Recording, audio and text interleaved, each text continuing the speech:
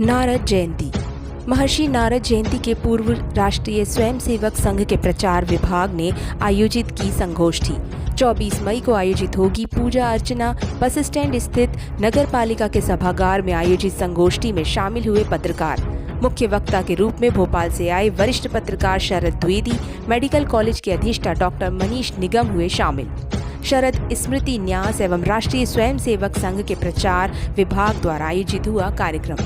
राष्ट्रीय स्वयंसेवक संघ के प्रचार विभाग से अखिलेश श्रीवास्तव, प्रेम सिंह धाकड़, सुदीप शुक्ला भी रहे मौजूद। विदिशा ग्यारसपुर से रितेंद्र हिरवार की खास रिपोर्ट। विदिशा। हर साल 24 मई को महर्षि नारद जी की जयंती आयोजित की जाती है। इसी उपलक्ष्य में राष्ट्रीय स्वयंसेवक संघ का प्रचार विभाग पत्रकारों के बीच नारद जयंती का आयोजन करता है। इस बार रविवार को नगर पालिका के बस स्टैंड स्थित सभागार में संगोष्ठी का आयोजन किया गया, जिसमें प्रतिशत जिले भर के पत्रकार सम्मिलित हुए। वहीं भोपाल से आए वरिष्ठ पत्रकार शरद द्विवेदी मुख्य वक्ता के रूप में शामिल हुए। कार्यक्रम में अतिथि के रूप में विदिशा के अटल बिहारी वाजपेयी मेडिकल कॉलेज के अधिष्ठा डॉक्टर मनीष निगम, शरद स्मृति न्यास के प्रमुख राम किशोर अग्रवाल, मध्य भारत प्रांत के सह प्रचार मुख्य अखिलेश श्रीवास्तव, आयाम प्रमुख डॉक्टर सुदीप शुक्ला, प्रेम सिंह धाकड़, प्रेस क्लब संघ अध्यक्ष सचिन तिवारी भी मौजूद रहे। संगोष्ठी में महर्षि नारद मुनि को आदि पत्रकार मानते हुए अतिथियों द्वारा अपने विचार प्रकट किए गए। वहीं मुख्य वक्ताओं के साथ साथ अखिलेश श्रीवास्तव, सचिन तिवारी, मनोज पांडे ने भी अपने विचार रखे। मुख्य वक्ता शरद द्विवेदी ने वर्तमान की पत्रकारिता के बदलते परिवेश पर चिंता भी जाहिर की।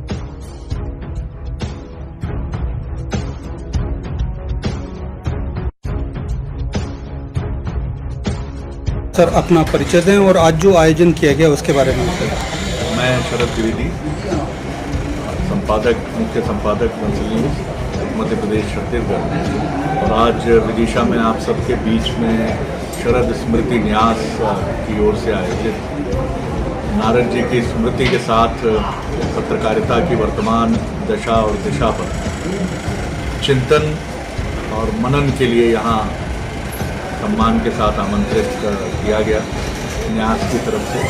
तो बहुत अच्छा लगा कि नारद जी जो आद्य पत्रकारिता के संवाहक हैं, पहले प्रतिनिधि, उनके ज़रिए हमने पत्रकारिता के मूल्यों को, मानकों को यहाँ समझने की कोशिश की। पत्रकारिता का काम, जैसा नारद जी ने स्थापित किया, कि सूचनाएं निष्पक्षता के साथ इधर से उधर, चाहे वो देव हों या दानव हों, ये तय करना नारद जी का काम नहीं था। ये तय करते थे आचरण। धर्म के साथ कौन है, अधर्म के साथ कौन है, ये नारद जी ने नहीं। नारद जी सिर्फ पत्रकार की तरह अपनी सूचनाएं इधर से उधर पहुंचाते थे। और बहुत बड़ा काम वो ये भी करते थे कि कई बार बहुत महत्वपूर्ण सूचना दानव की देवों के पास पहुंचती थी और देवों की दानवों के पास पहुंचती थी, जिससे एक संतुलन बना रहता है। जैसे आज के दौर में लोकतंत्र में हम सत्ता पक्ष और विपक्ष दोनों की सूचनाओं में बिना किसी भेदभाव के हम ये सूचनाएं अपने माध्यम के जरिए प्रसारित करते हैं, टेलीकास्ट करते हैं, दिखाते हैं। आज के दौर में देखा जा रहा है पत्रकारिता में ब्रेकिंग न्यूज़, जो मतलब शॉर्ट टर्म की स्थिति बनती है, पत्रकार बिना सोचे समझे भी चल जाते हैं। इसको लेके क्या एक सीख भी देना चाहेंगे? देखिए, ब्रेकिंग न्यूज़ पहले तो पुष्टि बहुत ज़रूरी है।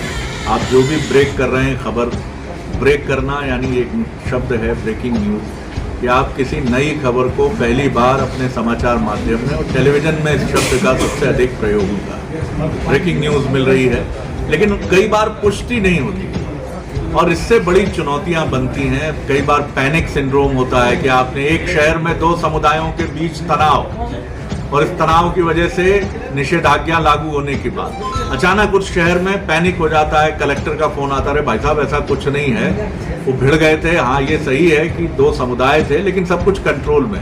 तो ब्रेकिंग न्यूज़ के पहले हम इसकी पुष्टि कर लें, इसको स्क्रीन पर लाने की हड़बड़ी में न रहें।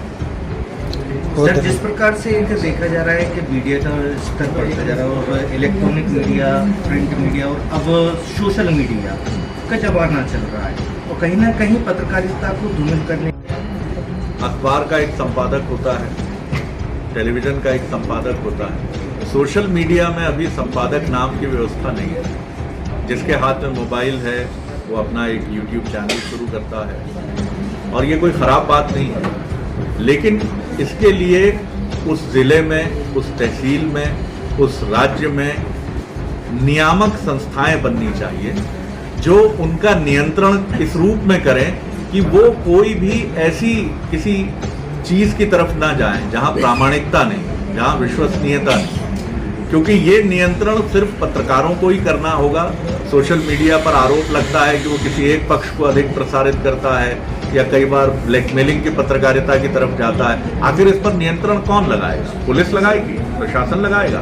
राजनेता लगाएंगे? नहीं, ये पत्रकारों को ही लगाना होगा। विदिशा में जो सोशल मीडिया है इसका एक समूह बने जिसमें प्रमुख लोग, नगर के प्रमुख पत्रकार शामिल हों, जिससे कि इस पर हम कहीं ना कहीं ये निगाह रखें कि ये पथ से विचलित ना हो। बहुत धन्यवाद। तो सर, नारद जयंती के मौके पर एक पत्रकारों के बीच का एक कार्यक्रम था, आप भी यहाँ पर आए हैं, और क्या अनुभव आपके रहे और पत्रकारिता से जुड़े कुछ अनुभव आपकी भी? एक नई बात का पता चला, जिस तरह से शरद जी ने उद्बोधन में अपनी बातें बताई और बहुत से पत्रकारों ने बताया, और ये बहुत ही अच्छा कोरिलेशन था नारद जी के बारे में। जो हम लोग समझते थे, पढ़ते थे अपने स्कूल के सब ज़माने में, उसकी जो छवि, उनकी जो छवि बनाई गई थी, उसको हमने किस तरह से धूमिल कर किया हुआ था, उनकी जो इम्पोर्टेंस थी। अभी आज के वक्तव्य में और सबके बातों में ये पता चल रहा है कि कितनी सारी चीज़ें हैं जो हम लोग अनभिज्ञ हैं इन चीज़ों से। और पत्रकारिता की बस यही बात मैं बोलूँगा कि एक्यूरेसी और ऑब्जेक्टिविटी बहुत ज़रूरी है। जैसा आप लोगों ने बताया कि एक ब्रेकिंग न्यूज़, ऐसी सनसनीखेज भी वर्ड बहुत ज़्यादा कॉमनली होता है जस्ट अट्रैक्ट करने के लिए पब्लिक को। तो कहीं ना कहीं रिस्पॉन्सिबिलिटी बहुत बड़ी है पत्रकारिता को, और उसको ही देखना है हमको, आगे बढ़ना है और पॉजिटिव और नेगेटिव न्यूज़ बैलेंस करके चलना है।